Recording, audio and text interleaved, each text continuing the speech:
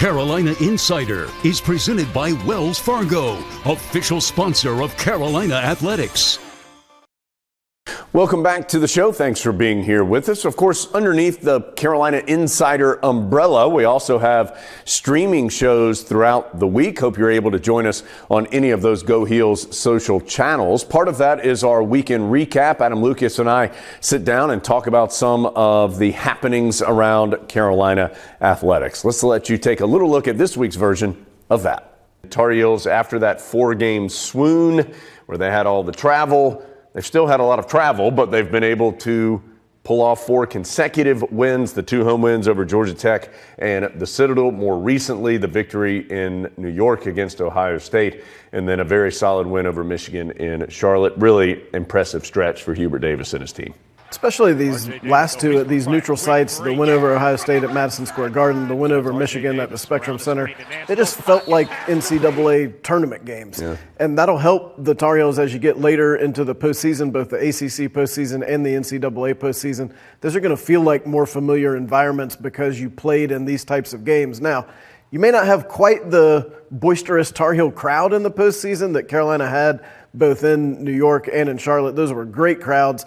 But also the Tar Heels played well and energized those crowds. Armando Bacot, terrific in both those games, and then scoring 26 points against Michigan in a big matchup with Hunter Dickinson, in which he clearly won that matchup and made Dickinson look very average. RJ Davis shot the ball great, made 4 3-pointers. Leaky Black with some big Leaky Black type plays, both defensively and offensively. Carolina's just fun to watch right now, and that wasn't always the case a month ago.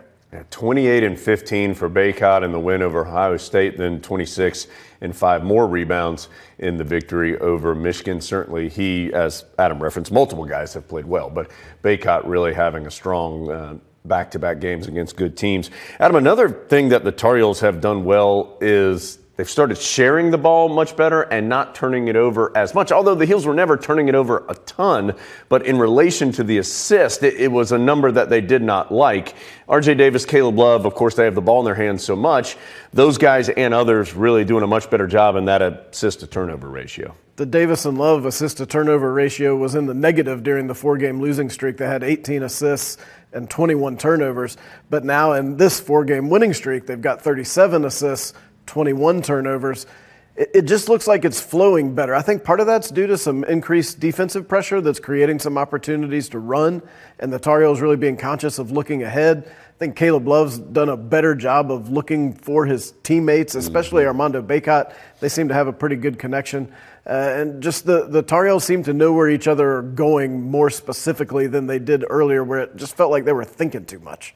All right, so what's next for the Tar Heels? They do have a couple of days off, as Hubert Davis said in the locker room after that Michigan game. The Heels were going to sprint to the holiday break to have a deep breath and try to regroup a bit. They will reconvene in Chapel Hill on December 26th. Then the Heels on the road, ACC play. They'll face Pittsburgh. That game, the date and the time has been a moving target for that game. It has been locked in December 30th. That's a Friday at noon, a Friday noon game for Carolina and Pittsburgh to help your holiday season. That's at noon again on December 30th. We're on the air radio-wise at 11 a.m. Pitt just coming off a big win, by the way. They picked up a road victory at Syracuse a couple days ago. So Panthers playing well. That'll be a good one.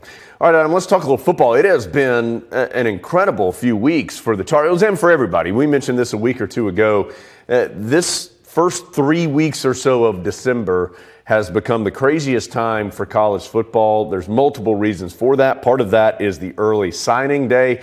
And Adam, I'll be interested to see if this date holds up because it was changed a couple years ago. It doesn't feel like it has fit the way that people hoped it would. But as far as this particular year, Tar Heels signed 20 players in their early signing period, another top 25 class for Carolina, and Tar Heels looking to bring in the next wave of Carolina stars. And that's 4 straight top 25 classes for the Tar Heels as they have really recruited well.